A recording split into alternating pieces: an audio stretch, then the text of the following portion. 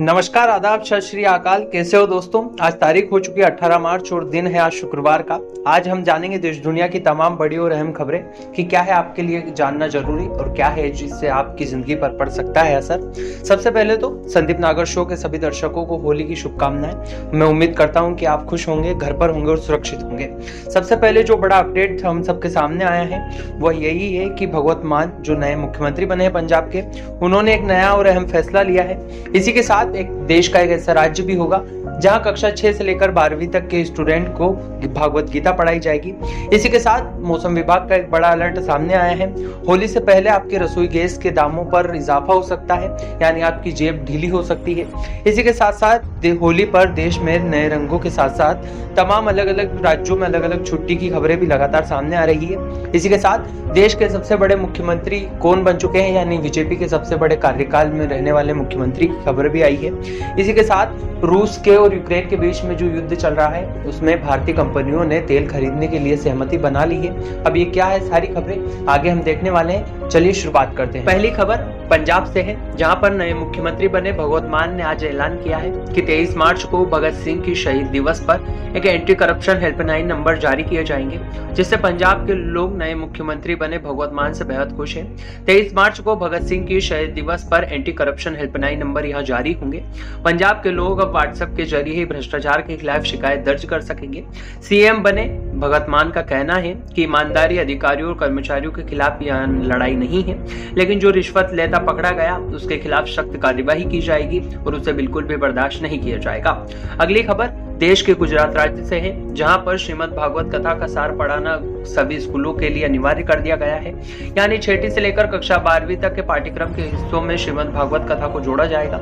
गुरुवार को गुजरात सरकार की ओर से जारी नई शिक्षा नीति में यह बताया गया है। नई शिक्षा नीति के तहत अब प्रदेश के सभी स्कूलों में यह श्रीमद् भागवत कथा का सार और सिद्धांत पढ़ाना जरूरी कर दिया है और सिद्धांतों के साथ अमूल्य बातें भी इसमें पढ़ाई जाएगी। देखना यहाँ होगा कि छात्रों के लिए यहाँ कितना बदलाव लेकर आती है, यानी श्रीमद् भागवत कथा से लोगों के जीवन में क्या क्या नए विचार आते हैं। अगली खबर मौसम विभाग की है, जिसमें साल ही में पहला जो तूफान आया है उसको लेकर मौसम विभाग ने सभी देशवासियों को अलर्ट कर दिया है। मौसम विभाग के अनुसार चक्रवात तूफान आसानी से अगले हफ्ते की ओर पकड़ने वाला है। दक्षिण पश्चिम हिंद महासागर से आने वाले तूफान को लेकर शुरुआती चक्रवात बदलने की संभावना जताई जा रही है। मौसम विभाग के अनुसार मंगलवार 15 मार्च के इसका कम दबाव क्षेत्र में बनने वाला है। पूर्वी और दक्षिण क्षेत्र में बढ़ते शनिवार को चक्रवात का रूप ले सकता है। इसके बाद अंडमान और निकोबार द्वीप समूह के तटियों में यहाँ दस्तक दे सकता है। 20 मार्च तक तूफान वह 21 मार्च तक चक्रवात तूफान की ओर आ सकता है। 22 मार्च को उत्तर पूर्वी इलाके में यहाँ बढ़ सकता है। यहाँ एक बड़ी खबर सामने आई है। चलिए दोस्तों बढ़ते हैं अगली खबर की ओर। होली से पहले खाने के तेल की बढ़ती कीमतों ने आपके रसोई का बजट बिगाड़ दिया है। खाद्य तेलों की बढ़ती कीमतों पर सरकार सख्ती से तैयारी कर रही है। केंद्र सरकार ने होली के उपलक्ष्य पर तेल को कम करने के लिए नई तैयारी कर ली है और हर राज्य में नई दौर की बातचीत लगातार केंद्र सरकार द्वारा जारी है। केंद्र सरकार ने राज्यों में परिवर्तन मशीनें लगाने को भी निर्धारित समय दिया है और निर्धारित किया है। इसी के साथ ही कीमतों में कृत्रिम बढ़ोतरी को रोकने के लिए भी सख्त कदम राज्य सरकार और केंद्र सरकार द्वारा उठाए जा रहे हैं। जमाखोरी और कीमतों में वृद्धि पर कानूनी कार्यवाही के लिए भी राज्यों ने जिला स्तर पर निगरानी बढ़ाने के निर्देश दिए हैं। पिछले एक सप्ताह में रिफाइनरी कीमतों पर 25 रुपए से लेकर 30 रुपए की बढ़ोतरी देखी गई थी। खाद्य तेलों में बढ़ती कीमतों और आने वाले दिनों में नई ऊंचाई छूने की ओर उम्मीद जताई जा रही है। इसको लेकर राज्य सरकार और केंद्र सरकार हाई अलर्ट पर है। अब देखना होगा कि क्या आने वाले दिनों में रिफाइनरी ऑयल के दाम बढ़ सकते हैं या फिर नहीं। अगली खबर की अगर बात की जाए तो अगली खबर है लगभग पूरे देश में होली का त्योहार बड़े ही धूमधाम से मनाया जा रहा है। बहुत जगहों पर ऐसे भी आ रहे हैं जहां पर 18 तारीख को होली मनाई जा रही है, तो अनेक जगहों पर 19 तारीख की छुट्टी दी गई है। यानी अनेक राज्य ऐसे भी हैं जहां पर 18 मार्च को होली का त्योहार नहीं मनाया जाएगा और 19 तारीख को वहां पर होली मनाई जाएगी। उन राज्यों में यानी जहां 18 मार्च को होली मनाई जाएगी उनमें गुजरात, मिजोरम, मध्य प्रदेश, चंडीगढ़, उत्तराखंड, सिक्किम, असम, तमिल, राजस्थान, जम्मू कश्मीर, पश्चिम बंगाल, महाराष्ट्र, नई दिल्ली, गोवा, बिहार, छत्तीसगढ़, मेघालय, हिमाचल प्रदेश और जम्मू कश्मीर है। यहाँ पर 18 मार्च को बैंक बंद रहेगी। इसी के साथ राज्य में होली भी मनाई जाएगी और बाकी जितने भी राज्य हैं वहाँ पर 19 मार्च की दिन छुट्टी रहेगी। आगे इसके बारे में अगर कोई अपडेट आता है तो मैं आपको जरूर बताऊंगा। इसी के साथ मध्य प्रदेश के मुख्यमंत्री शिवराज सिंह चौहान के नाम एक और बड़ी उपलब्धि जुड़ गई है। उनको सबसे लंबे कार्यकाल का भाजपा का मुख्यमंत्री रहने का रिकॉर्ड उनके नाम हो गया है। अब तक यह रिकॉर्ड छत्तीसगढ़ के पूर्व मुख्यमंत्री डॉक्टर रमन सिंह के नाम था। डॉक्टर रमन सिंह 15 साल 10 दिन तक मुख्यमंत्री के पद पर रहे थे। गुरुवार यानी 17 मार्च को मुख्यमंत्री शिवराज सिंह चौहान ने मध्य प्रदेश के मुख्यमंत्री की शपथ ली थी। उनको 15 साल 11 दिन पूरे हो चुके हैं। इसी के साथ अगली जो खबर आ रही है, भारत की रिफाइनरी कंपनियों ने रूस को रियायती दरों पर तेल उपलब्ध कराने के लिए कहा है। यानी ये खबर बहुत अच्छी है, क्योंकि अगर ऐसा होता है तो भारत में आने वाले दिनों में पेट्रोल और डीजल के दाम कम हो सकते हैं। मीडिया रिपोर्ट्स के हवाले से जो जानकारी मुझे मिल रही है उसके अनुसार हिंदुस्तान पेट्रोल कॉर्पोरेशन लिमिटेड ने रूस से 20 लाख बैरियल कच्चा तेल खरीदने के बारे में कहा है। इससे पहले इंडियन ऑयल कॉर्पोरेशन ने रूसी कच्चे तेल को खरीदने की बात कही थी। सूत्रों के अनुसार इंडियन ऑयल कॉर्पोरेशन के बाद हिंदुस्तान पेट्रोल कॉर्पोरेशन लिमिटेड ने रूस के क्रूड ऑयल को खरीदने के लिए यूरोपीय व्यापार में एक बात कही थी और इसके माध्यम से उसको खरीदने की बात भी कही थी। अब अगली खबर है। अगली खबर कांग्रेस से जुड़ी हुई है। 5 राज्यों में करारी हार के बाद में ग्रुप G27 की आज शाम को फिर बैठक हुई। इसमें वरिष्ठ नेता गुलाम नबी आजाद के घर पर यहाँ बैठक हुई। इसमें कई नेताओं ने हिस्से लिया। पिछले 24 घंटों में यह दूसरी बैठक है। इसमें भाग लेने के लिए कपिल सिब्बल, आनंद शर्मा, भूपेंद्र हुड्डा भी शामिल हुए। इससे पहले भूपेंद्र हुड्डा ने राहुल गांधी से भी मुलाकात की। कुछ अन्य नेताओं ने संकेत दिए कि बैठक में आगे बढ़ाने को लेकर और कांग्रेस को आगे ले जाने के लिए ठोस कदम पर चर्चा की गई। अब नेतृत्व पर दबाव है कि इस बैठक को कैसे नियमित रूप से आगे लिया जाएगा। इसको लेकर भी हम जो खबर सामने आती है वो मैं आप तक पहुंचाता रहूंगा। फिर जो भी हो, बढ़ते हैं अगली खबर की ओर। अब केंद्र सरकार ने कर्मचारी भविष्य निधि यानी ईपीएफ में सालाना 2.5 लाख रुपए से अधिक कर योगदान पर टैक्स लगाने की बात कही है। यानी अब कोई भी कर्मचारी ईपीएफ में अगर 2.5 लाख से ज्यादा का योगदान देता है तो उसके ऊपर टैक्स लगाया जाएगा। सरकारी कर्मचारियों के लिए राशि के बीमा 5 साल के लिए निर्धारित कर दी है और इसी के साथ कहा गया है कि 5 लाख से अधिक कोई भी अगर इसमें रखता है तो उसको लेकर आयकर के नियमों के तहत मौजूदा पीएफ खातों में अप्रैल 2022 से 2 हिस्सों में विभाजित कर सकते हैं। उसमें कर टैक्स और योग्य कर गैर कर टैक्स शामिल होंगे। इसी के साथ अगली खबर आ रही है अनिल कपूर और मिथुन चक्रवर्ती की फिल्म द कश्मीर फाइल्स से। बॉक्स ऑफिस पर इस फिल्म ने कमाल कर दिया है। सोशल मीडिया के साथ साथ देश में हर जगह पर इसी फिल्म की बात हो रही है। जहां इस फिल्म ने पर्दे पर अपने दमदार उतार चढ़ाव के बीच में कमाई की है, वहीं इस फिल्म ने स्क्रीन के साथ साथ बॉक्स ऑफिस पर भी पैसों की बरसात लगातार जारी है। फिल्म ने 6 दिन कमाई रिकॉर्ड तोड़ से भी ज्यादा की है और यहाँ पैसे बटोरने में हर दिन के साथ कामयाब हो रही है। बीते बुधवार को यानी दिन रिलीज होने के 6 दिन के बॉक्स ऑफिस पर 19 करोड़ रुपए का इस फिल्म ने कनेक्शन कर लिया। यह फिल्म अब तक की सिंगल डे में सबसे ज्यादा कमाई करने वाली फिल्म बन चुकी है, क्योंकि मंगलवार को फिल्म ने अकेले एक ही दिन में 18 करोड़ रुपए की कमाई की थी। अब जल्द ही यह 100 करोड़ रुपए की क्लब में भी एंट्री लेने वाली है। अगली खबर की ओर। अगली खबर दिल्ली से है, जहां यानी दिल्ली की सरकार यानी आम आदमी पार्टी ने 83,183 निर्माण श्रमिकों के खातों में 5-5 हजार रुपए की अनुदान राशि भेजने के बारे में कहा है। श्रमिकों को रूसली प्रक्रिया में पूरी नहीं होने से यह श्रमिक राशि नहीं मिल पाई थी। पिछले साल नवंबर में ही वायु प्रदूषण के कारण दिल्ली में निर्माण गतिविधियों को बंद कर दिया गया था, जिसमें निर्माण श्रमिकों के आजीवन के साधन को भी बंद होने की आशंका आई थी। जिसके बाद में दिल्ली सरकार ने श्रमिकों को 5-5 हजार रुपए की राशि देने का वादा किया था। अब इसके लिए 250 करोड़ रुपए की फंड जारी कर दिए हैं, यानी जल्द ही श्रमिकों को 5-5 हजार रुपए अपने अकाउंट में मिलने वाले हैं। अगली खबर है 5 राज्यों में चुनाव जीतने के बाद 10 मार्च को आम आदमी पार्टी के 4 राज्यों में सरकार नहीं बनी है। एक राज्य में वहीं बीजेपी की 4 राज्यों में सरकार बनी है, तो एक राज्य में आम आदमी पार्टी की बनी है। हालांकि आम आदमी पार्टी से मुख्यमंत्री बने भगवंत मान ने 16 मार्च को शपथ लेकर सरकार चलाना भी शुरू कर दिया है। हालांकि इसके बाद उत्तर प्रदेश के मुख्यमंत्री यानी योगी आदित्यनाथ ने अभी तक शपथ नहीं ली है। कहा जा रहा है कि बीजेपी जानबूझकर शपथ ग्रहण नहीं कर रही है। बीजेपी धर्म की वजह से यह शपथ ग्रहण नहीं कर रही है। ज्योतिषियों में बीजेपी काफी विश्वास रखती है। हालांकि 17 मार्च को होली जलने के बाद यह शपथ ग्रहण हो सकता है। भारतीय रीति रिवाज के अनुसार और परंपराओं के अनुसार होलिका दहन अशुभ माना जाता है, जिसके चलते बीजेपी अपने मुख्यमंत्रियों को शपथ ग्रहण नहीं करवा रही है। यानी उम्मीद जताई जा रही है कि होली के बाद में बीजेपी अपने मुख्यमंत्रियों के साथ शपथ ग्रहण करवा सकती है। इसी के साथ दोस्तों बढ़ते हैं अगली खबर की ओर। पंजाब में आम आदमी पार्टी की ओर से बुधवार को नए मुख्यमंत्री बने भगवंत मान ने पंजाब के मुख्यमंत्री के रूप में शपथ ली। सरकार बनाने के बाद में नवजोत सिंह सिद्धू ने भी कांग्रेस के प्रदेश अध्यक्ष के पद से सोनिया गांधी को इस्तीफा भेज दिया।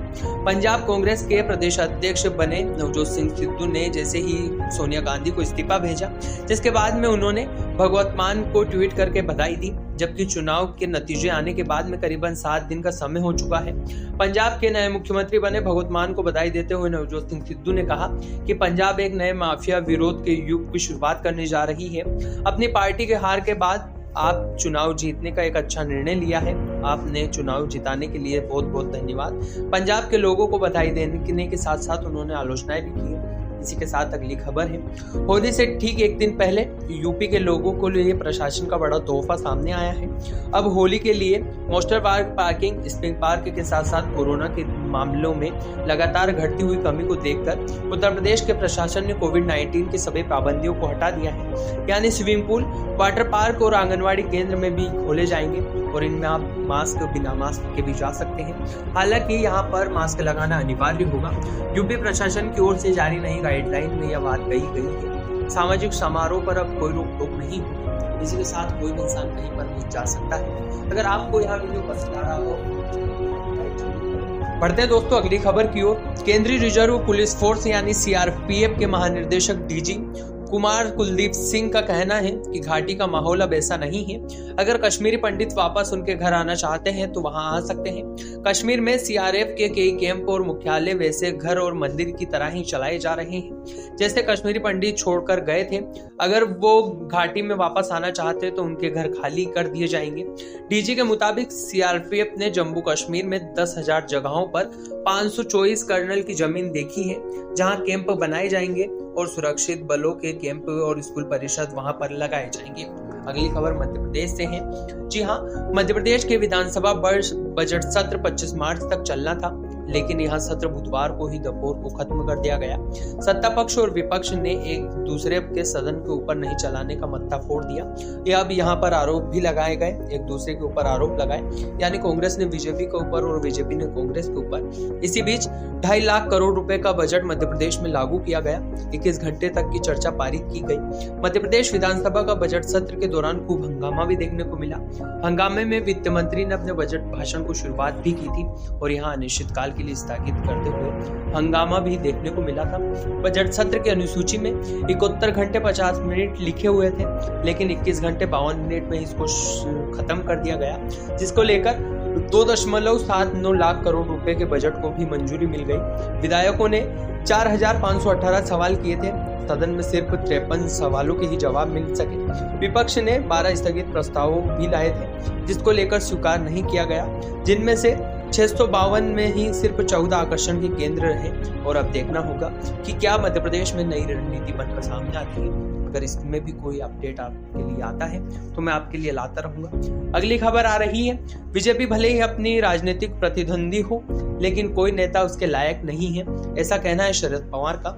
शरद पवार ने इन दिनों युवाओं के सामने अपनी बात रखी है और 42 साल की उम्र में एनसीपी प्रमुख शरद पवार ने आत्मविश्वास के साथ शोक करने की बात कही है। उन्होंने कहा है कि महाविकास आंगनबाड़ी के युवाओं को आज शरद पवार के घर जाकर मुलाकात करनी चाहिए।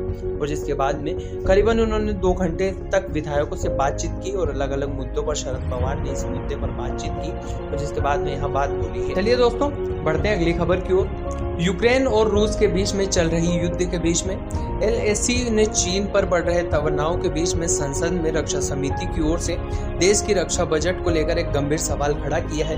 बीजेपी सांसद ओमराम जेलुन की अध्यक्षता वाली कमेटी ने रक्षा बजट को लेकर रक्षा मंत्रालय के वित्त मंत्रालय की दोनों का आड़ो हाथ लिया है। संसद के पटल पर रखी गई सुरक्षा और रक्षा समिति की रिपोर्ट में कहा गया है कि इस साल यानी 2022 और 23 में सेना के 3 अंग यानी जल सेना, थल सेना और वायु सेना के साथ मिलकर करीबन 2.16 लाख करोड़ रुपए का बजट पारित किया जाएगा और इसको लेकर मांग की गई। लेकिन सरकार ने मात्र 1.52 लाख का ही बजट सेना के अधीन आवंटित किया है। अब देखना होगा कि आगे इसको लेकर क्या नई अपडेट आती है, वहां भी मैं आपको आगे बताऊंगा अगर कोई अपडेट आती है। इसी के बीच अगली खबर आ रही है, रूस और यूक्रेन के बीच जारी युद्ध का आज 23वां दिन है। वहीं इस इंटरनेशनल कोर्ट के जस्टिस ने इस खबर में सामने आई है, रूस ने आईसीजे के आदेश को मानने से बिल्कुल इनकार कर दिया है। यानी रूस के राष्ट्रपति पुतिन अंतर्राष्ट्रीय कोर्ट के आदेश नहीं मानेंगे। रूस ने इस फैसले से इनकार कर दिया है कि वहां इस फैसले को नहीं मानेंगे। रूस के खिलाफ अब ऑपरेशन वॉर नहीं रुकने वाला है। उन्होंने आगे कहा कि रूस का जो ऑपरेशन चल रहा है वो चलता रहेगा। रूस की ओर से यूक्रेन के कई शहरों पर बमबारी लगातार जारी है। अंतर्राष्ट्रीय अदालत ने आदेश दिया था कि रूस इसी वक्त उनके सभी आदेश को माने और यूक्रेन पर हमला तुरंत बंद कर दे। रूस ने इसके बाद में दावा किया कि वह शांति समझौते के लिए नहीं है, वह लगातार यूक्रेन की ओर ऐसे ही आगे बढ़ता रहेगा और जोरों शोरों से अपना काम करता रहेगा। अगली खबर आ रही है, रेल मंत्री अश्विनी वैष्णव ने बुधवार को लोकसभा में तीखी बहस की। तृणमूल कांग्रेस के सांसदों ने आगामी बुलेट ट्रेन को लेकर कहा कि भारत की धरती इतनी ताकतवर नहीं है। उनके सवाल उठाते हुए उनकी आलोचना करते हुए लोकसभा में अश्विनी ने कहा है कि कल्याण बनर्जी, संदीप उपाध्याय की नपुंसकलिंगता यहाँ दिखती है। भाषण में टीएमसी सांसदों ने कहा कि भारत की धरती जापान की धरती पर बुलेट ट्रेन चलाने की क्षमता नहीं रखती है। इस टिप्पणी पर आमतौर पर शांत रहने वाले रेल मंत्री तीखे और प्रतिक्रिया देते हुए नजर आए हैं। भाई दोस्तों, बढ़ते हैं अगली खबर की ओर। केंद्र प्रत्यक्ष कर बोर्ड के चेयरमैन जेपी महापात्रा का कहना है कि आयकर विभाग ने यह ऐतिहासिक ऊंचाई के संग्रह इस बार दर्ज किया है। देश में चालू वित्त वर्ष के संग्रहालय में सबसे बड़ी वृद्धि है, जिसमें 48% की वृद्धि देखने को मिली है। इसमें आगामी कर संग्रह की मदद भी मिल सकती है। चालू वित्त वर्ष में आगामी कर के भुगतान में 41% की वृद्धि होने की आशंका जताई जा रही है और यह 41% होने वाली भी है। यानी अब जो भी सरकार का कर एकत्रित करने वाली संस्था है, उसके पास में 41% की वृद्धि इन दिनों देखने को मिली है। वहीं बढ़ते हैं अगली खबर की ओर। अगली खबर हिजाब से जुड़ी हुई है। जी हाँ, कक्षाओं के अंदर हिजाब पहनने की अनुमति को अनुरोध की याचिकाओं को एक बार फिर कर्नाटक हाईकोर्ट ने उच्च न्यायालय की चुनौती दी है। वहीं बृहस्पतिवार को उच्च न्यायालय ने एक बार फिर नई याचिका को खारिज कर दिया है। इस याचिका में कहा गया है कि कर्नाटक के फैसले के बाद में हिजाब मामले के संबंध में कार्यवाही के लिए खेद है और इसमें एक पक्ष ही शामिल होने का अनुरोध किया गया है। उच्च न्यायालय ने बुधवार को कहा था कि इस मुद्दे पर अन्य याचिकाओं की सुनवाई वहां होली के बाद करेगी। यानी अभी छुट्टी लगी हुई है, होली के बाद में इसके बारे में समुचितबद्ध तरीके से कार्यवाही की जाएगी। वहीं अगली खबर की ओर बढ़ते हैं। देश भर में शुक्रवार को होली का त्योहार बड़े हर्षोल्लास के साथ मनाया जा रहा है। ऐसे में निजी कंपनियों के कर्मचारियों को छुट्टी लेकर अपने अपने घर और परिजन के साथ होली के मनाने के लिए भी जाना पड़ रहा है। इसीलिए अगली खबर दिल्ली से है, जहां पर लिहाजा मेट्रो के कर्मचारी भी परिवार के संग होली मना सकते हैं, जिसको लेकर दिल्ली मेट्रो ने होली के दिन दोपहर 2:30 तक मेट्रो को बंद रखने के लिए फैसला लिया है। मेट्रो सेवा दोपहर 2:30 बजे तक बंद रहेगी। फिर रात को 10 से 15 मिनट तक इसका इंतजार करना पड़ सकता है और होली पर ज्यादातर लोग अपने घर पर ही रहना पसंद करते हैं, इसलिए मेट्रो को बंद करने का यह निर्णय लिया है। फिर बाद में मेट्रो चालू हो जाएगी। त्योहारों की छुट्टी होने के कारण यात्री भी कम रहते हैं, इसलिए भी यहाँ फैसला महत्वपूर्ण है। आगे बढ़ते हैं। आगे बढ़ने के लिए आप इस YouTube चैनल को सब्सक्राइब करें। फिर जो भी अगर आपके लिए खबर नई अपडेट आती है, मैं आपके लिए लाता रहूंगा। तो यहाँ थी देश दुनिया की तमाम बड़ी और अहम खबरें। फिर आपको क्या लगता है, कैसा ये वीडियो है, मुझे कमेंट बॉक्स में कमेंट करके जरूर बताएं और इसी के साथ चैनल को सब्सक्राइब कर ले, ताकि ऐसी ही देश दुनिया की तमाम बड़ी और अहम खबरें आप तक पहुंचती रहें।